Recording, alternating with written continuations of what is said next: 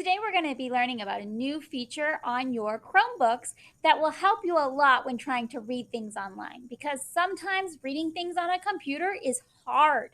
Your eyes might be tired, there might be difficult words to read, but don't worry, we have something that we're going to be using to help you help the computer help you read. It's called Read and Write for Google. And Write for Google Chrome and add it to your Chromebook. Now, it's already added to my Chromebook. So over here, it says remove from Chrome. When you go, if it says the same thing as mine, congratulations, you already have it on your computer. You just might need to have reminders or help in learning how to use it.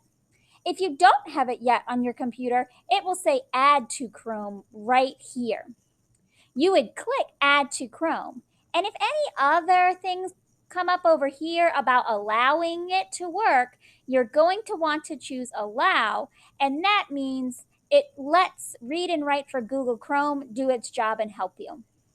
So you've got that Read and Write for Google Chrome added to your Chromebook, that little purple puzzle piece, but how do you use it? Let me show you. So I have here a document that's been shared with me that I want Read and Write for Google to read for me instead of reading it on my own. Maybe it's a little too hard for me to read on my own, or maybe I'm just better at listening and remembering instead of reading and remembering. So up here, I can see next to my address bar that little purple puzzle piece. I need to click on that and a toolbar will come up. Here's the toolbar that came up. It kind of looks like a remote. It's got play, pause, and stop. There's some other features, but they're grayed out because we'd have to pay to use those, and we're not paying to use those. What I have to do is I have to highlight what I want it to read to me. I'm going to highlight it and come up here and push play. Dear, you may be able to tell, but this is not your usual pen pal. Unfortunately, your pen pal was absent today and was not able to write to you. I'm going to stop it there for right now. You saw that it was making yellow the parts that it was reading. That's a way for you to know where it's reading. Sometimes Read and Write for Google can get a little bit confused and start reading in a weird spot. So that highlighting helps you know where to go and look. I stopped it, but let's say I wanted it to read just something down here. I can highlight that and push play and hope that it reads just that part.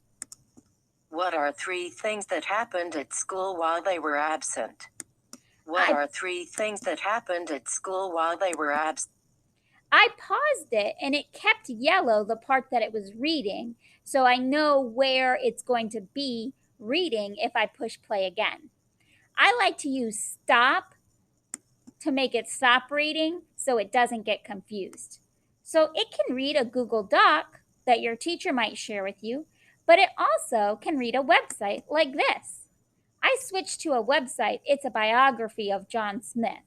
I'm going to click on the purple puzzle piece up here again to get my toolbar. I could just push play, but it might start reading in a place I didn't want it to. Let me show you.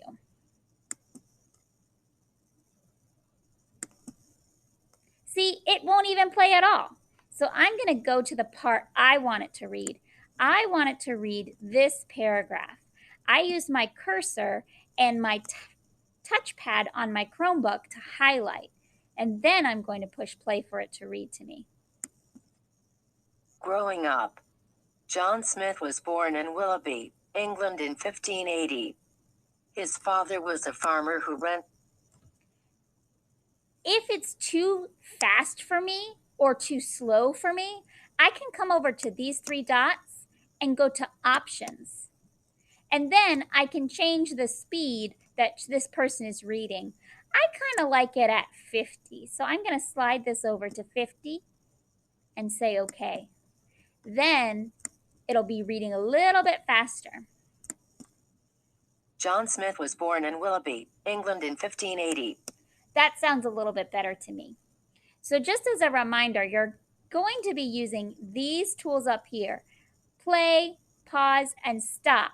And you're going to use your finger on your trackpad on your computer to highlight what you want read aloud. John Smith was born in Willoughby, England in I hope Read and Write for Google helps you. It sure helps me a lot. Sometimes, though, it doesn't work all that great. Sometimes it gets confused, or sometimes your internet isn't working great, and so it doesn't work all the time. But when it is working, it's super helpful.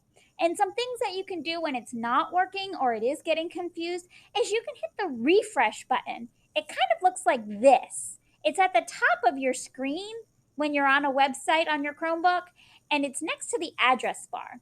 Sometimes using that refresh button helps reset Read and Write for Google Chrome and might help it be less mistakes. Hopefully, it helps you. See you next time.